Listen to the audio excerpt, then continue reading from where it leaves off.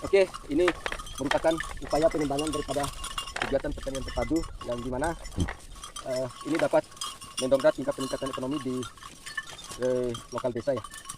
Pada sesungguhnya teori konsep kemandirian itu apabila kita mampu memproduksi sesuatu yang bisa dimakan oleh kita itu namanya mandiri.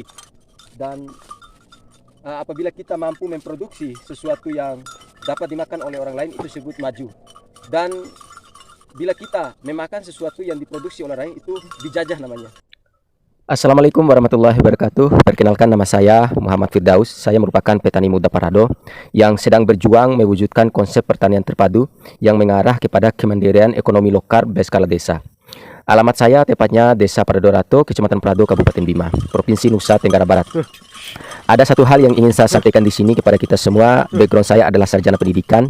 Jadi apa hubungannya sarjana pendidikan dengan dunia pertanian dan peternakan yang notabene-nya adalah berkelut dengan kotoran kambing, mengurus ternak, mengurus tanaman yang di dalamnya ada jangka pendek, menengah, dan jangka panjang yang coba saya kembangkan.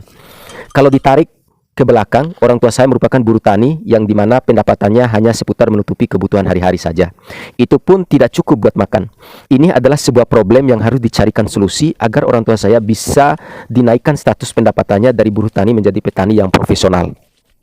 Melihat potensi yang berlimpah yang ada di desa dan ditambah lagi ilmu serta motivasi dari seorang guru sekaligus bapak angkat saya, yakni Bapak Abdillah M. Saleh SPD, seolah menjadi spirit tersendiri bagi saya untuk menjadi anak muda yang menjadi role model dalam membangun kemandirian ekonomi lokal berskala desa. Sehingga ada istilah kata, apabila kita mampu memproduksi sesuatu yang bisa kita konsumsi, itu namanya kita mandiri. Dan apabila kita mampu memproduksi sesuatu yang bisa dikonsumsi oleh orang lain, itu namanya kita sudah maju. Kita terjajah apabila kita mengkonsumsi sesuatu dari hasil produksi orang lain, itu pada prinsipnya. Pada konsepnya, masyarakat di pedesaan mereka tidak membutuhkan teori yang diperdengar melalui ceramah layaknya di dunia mahasiswa di kampus kuliah. Akan tetapi mereka akan lebih cepat merespons sesuatu contoh yang bisa dilihat secara nyata yang hasilnya dapat dinikmati secara langsung.